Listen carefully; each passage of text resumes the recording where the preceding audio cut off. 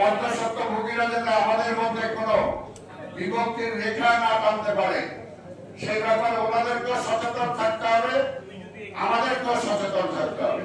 ছাত্রদেরকেও আজকে বুঝতে হবে আমরা তখন ছাত্র ছিলাম ৭১ সালে যারা যুদ্ধ করেছি, এখনো যদি নিজেরা ধৈর্য ধরতে পারি, সঠিক সিদ্ধান্তটা নিতে পারি, যেটা সাইফুল ভাইয়ের ব্যাপারে বললাম, সাইফুল ভাই সেই সময় রাশেদ খান মানবের পথ অনুসরণ করেন নাই, এবং সেটা শুধু পার্টির নেতা হওয়ার জন্য না।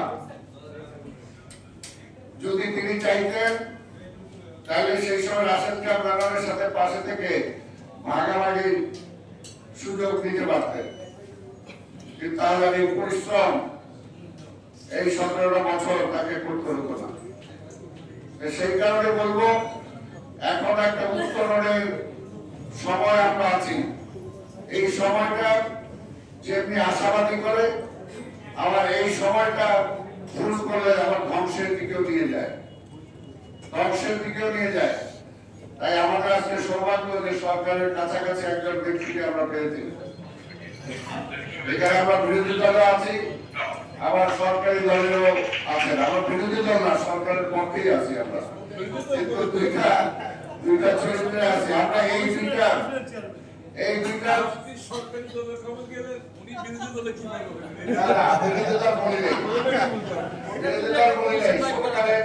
সরকারের পক্ষে আছি আমরা, সরকারের পক্ষে আছি, কারণ এই সরকারটা আমাদের, এই সরকারকে আমরা এনেছি। এখন অনেকে চেষ্টা করছে যে এই সরকার আর আমাদের মধ্যে একটা বিভক্তি আনার জন্য। এই যে মধ্যস্বত্বভোগী যাদেরকে বলি আমরা, মধ্যস্বত্বভোগীরা এলো সমাজের জন্য সবচেয়ে ভয়ঙ্কর। কারণ এই মধ্যস্বত্বভোগীদের থেকে আমাদের এই অবস্থাটার সময় যারা সরাসরি সরকারে আছেন এবং আমরা যারা বাইরে আছি, এই মধ্যস্বত্বভোগীরা যাতে আমাদের মধ্যে কোনো বিভক্তির রেখা না টানতে পারে সেই ব্যাপারে ওনাদেরকেও সচেতন থাকতে হবে, আমাদেরকেও সচেতন থাকতে হবে।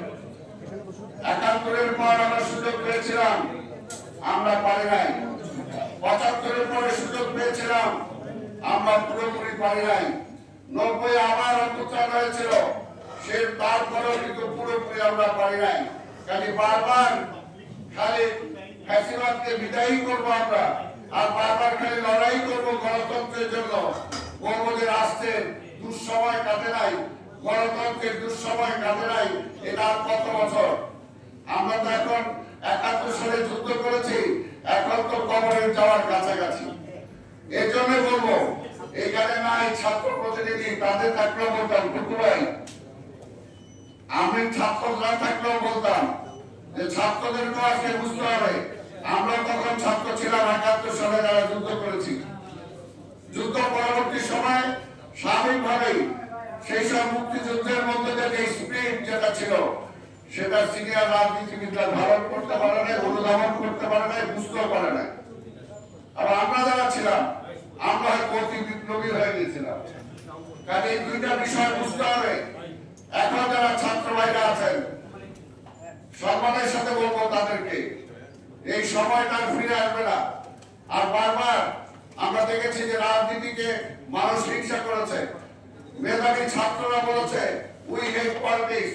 কাজে এই অবস্থায় দেশটাকে আর আমরা যাতে ঠেলে না দেই, আমরা যাতে মানুষের যে আশা জেগে উঠেছে এই আশা জায়গা নিয়ে যাতে আমরা সামনের দিকে এগিয়ে নিয়ে যেতে পারি, যাতে দেশটাকে সত্যিকার অর্থে যে কারণে ফ্যাসিস্ট শেখ হাসিনাকে দাঁড়িয়েছি সেটা যাতে সফল হয়।